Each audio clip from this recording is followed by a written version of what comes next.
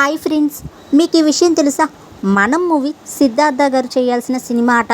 కానీ మరి అక్కినేని గారి ఫ్యామిలీ చేతుల్లోకి ఎలా వెళ్ళిందో తెలుసా? అక్కినేని ఫ్యామిలీ నుంచి వచ్చిన చిత్రాల్లో మనం మూవీ ఒక క్లాసిక్గా మిగిలిపోతుంది. నాగ చైతన్య, నాగార్జున గారు ఇద్దరికీ ఆ మూవీ ఒక మెమరబుల్ ఎక్స్పీరియన్స్గా మారిపోయింది. అక్కినేని నాగేశ్వరరావు గారితో నాగార్జున, నాగ చైతన్య గారు నటించిన చివరి చిత్రం అదే. డైరెక్టర్ విక్రమ్ కుమార్ గారు ఆ చిత్రంతో చేసిన మ్యాజిక్ అంతా ఇంతా కాదు. చిత్ర పరిశ్రమలో ప్రతి క్లాసిక్ మూవీ వెనుక చాలా తతంగమే జరిగి ఉంటుంది. తెర వెనుక జరిగిన సంఘటనలు కొన్ని బయటకు రావు, కొన్ని బయటకు వస్తే ఇంత జరిగిందా అనే ఆశ్చర్యం కలుగుతుంది. ఈ చిత్రం రిలీజ్ అయిన నేటికి సరిగ్గా 10 ఏళ్ళు. ఈ సందర్భంగా ఈ మూవీ మళ్ళీ రిలీజ్ కూడా అయ్యింది. దీంతో మనం చిత్రానికి సంబంధించిన విశేషాలు సోషల్ మీడియాలో కొన్ని తెగ వైరల్ అవుతున్నాయి. వాస్తవానికి డైరెక్టర్ విక్రమ్ కుమార్ గారు మనం కథని అక్కినేని ఫ్యామిలీ కోసం రాయలేదట. అన్ని చిత్రాల్లాగే దీన్ని కూడా ఒక కథగా భావించి రాసుకున్నారు.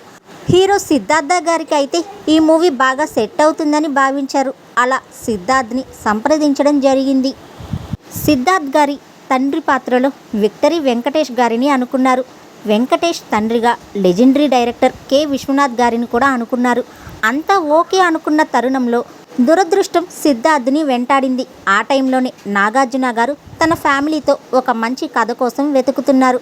నాగార్జున గారికి విక్రమ్ కుమార్ నుంచి పిలుపు వచ్చింది. నాగార్జున గారి రిక్వైర్మెంట్స్కి తగ్గట్టుగా ఆ టైంలో విక్రమ్ కుమార్ గారు దగ్గర ఉన్న కథ మనం. దీంతో వెంటనే విక్రమ్ కుమార్ ఆ కథని నాగ చైతన్య, నాగార్జున, ఏఎన్ఆర్లకి అన్వయిస్తూ మార్పులు చేశారు. ఆ తర్వాత మనం మూవీ ఎంత సంచలన విజయం సాధించిందో అందరికీ తెలిసిందే. ఒక సందర్భంలో సిద్ధార్థ్ మనం చిత్రం తన చేతుల్లోంచి జారిపోయింది అని గుర్తు చేసుకున్నారు. మనం చిత్రంలో కథలో ఉండే మలుపులు, స్క్రీన్ ప్లే మ్యాజిక్ విపరీతంగా ప్రేక్షకులను ఆకట్టుకుంటాయి. సమంత, నాగ చైతన్య, నాగార్జున, శ్రీయ, ఏఎన్ఆర్ అద్భుతంగా నటించారు ఈ మూవీలో.